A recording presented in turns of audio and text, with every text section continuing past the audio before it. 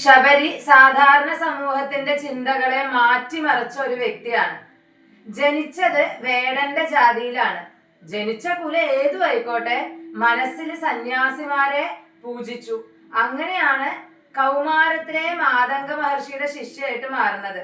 അവിടെ ആശ്രമത്തില് ഇവർക്ക് വലിയ വലിയ വേദങ്ങളോ ശാസ്ത്രങ്ങളോ ഒന്നുമല്ല, രാമൻ വരും എന്നുള്ള ഒരു ഉറപ്പാണ് കിട്ടണത്. ഇന്ന് നമുക്ക് ഒരു മെസ്സേജ് അയച്ചാൽ അതിന്റെ മറുപടി കിട്ടാൻ 2 മിനിറ്റ് പോലും കാത്തിരിക്കാനുള്ള ക്ഷമയില്ല. അപ്പൊ ശബരി കാത്തിരുന്നതോ ദിവസങ്ങളോ മാസങ്ങളോ അല്ല, വർഷങ്ങളോളമാണ്. ശബരിയുടെ ചെറുപ്പകാലത്താണ് മാതംഗ മഹർഷി ശബരിയെ ആശ്രമമൊക്കെ ഏൽപ്പിച്ചിട്ട് ഉടലോടെ സ്വർഗത്തിലേക്ക് പോണത്. അന്ന് തൊട്ട് രാമൻ വരുന്ന കാത്തിരിപ്പിലാണ്. ഇപ്പോ പ്രായമായി, മുടി നരച്ചു, തൊലിയൊക്കെ ചുക്കി ചുളിഞ്ഞു, കണ്ണിന്റെ കാഴ്ച മങ്ങി. പക്ഷെ ആ കാത്തിരിപ്പിന് മാത്രം ഒരു മാറ്റവും ഇല്ല. ശബരി, നിന്റെ രാമൻ വരും എന്നുള്ള ആ ഗുരുനാഥന്റെ വാക്കുമ്മ മാത്രാണ് വിശ്വാസം. എന്നും രാവിലെ ആയ ആശ്രമത്തിലേക്കുള്ള വഴിയൊക്കെ അടിച്ചു വാരി വൃത്തിയാക്കി വെക്കും. രാമൻ വരുമ്പോ കാലുമ്മ കല്ലും മുള്ളും ഒന്നും കുത്തരുതല്ലോ. ആ വഴിയൊക്കെ പൂക്കളെ കൊണ്ട് അലങ്കരിക്കും. കാട്ടിലെ പഴങ്ങളൊക്കെ ശേഖരിച്ചു വെക്കും. രാമൻ വരുമ്പോ കഴിക്കാൻ എന്തെങ്കിലും കൊടുക്കണ്ടേ? ഇതൊന്നും രാമൻ പറഞ്ഞിട്ട് ചെയ്യണതല്ല.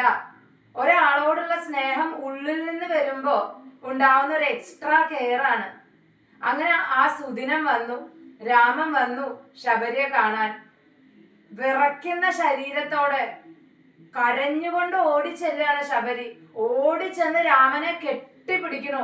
അങ്ങനെ ഒരു നിപ്പാണ്. പുറത്തേക്ക് നമുക്ക് ചിലപ്പോ അവര് തമ്മിലുള്ള സംഭാഷണം ഒന്നും കേട്ടില്ല എന്ന് വരാം. പക്ഷെ ഉള്ളിന്റെ ഉള്ളില് ശബരിയും രാമനും തമ്മിൽ സംഭാഷണം നടത്തിയിട്ടുണ്ടാവും.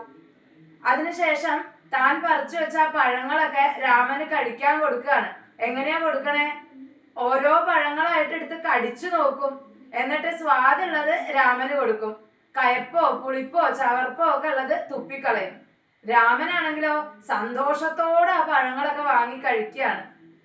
ഈ ഭക്തി എന്ന് പറഞ്ഞാൽ അത് കുറെ പണച്ചെലവോ അല്ലെങ്കിൽ ആഡംബരങ്ങളോ ഇതൊന്നും ആവശ്യമില്ല. നിഷ്കളങ്കായിട്ടുള്ള സ്നേഹവും സമർപ്പണവും മാത്രം മതി. രാമായണം വായിച്ചു തീർക്കാനൊക്കെ എളുപ്പമാണ്. പക്ഷെ ശബരിയെ പോലെ കാത്തിരിക്കാൻ എളുപ്പമല്ല. ക്ഷേത്രത്തിൽ പോവാൻ എളുപ്പമാണ്. പക്ഷെ മനസ്സിനെ ക്ഷേത്രമാക്കാൻ എളുപ്പമല്ല. പൂജ ചെയ്യാൻ എളുപ്പമാണ്. പക്ഷെ ജീവിതം ഒരു പൂജയാക്കാൻ എളുപ്പമല്ല. പക്ഷെ ശബരിക്ക് അത് സാധിച്ചു.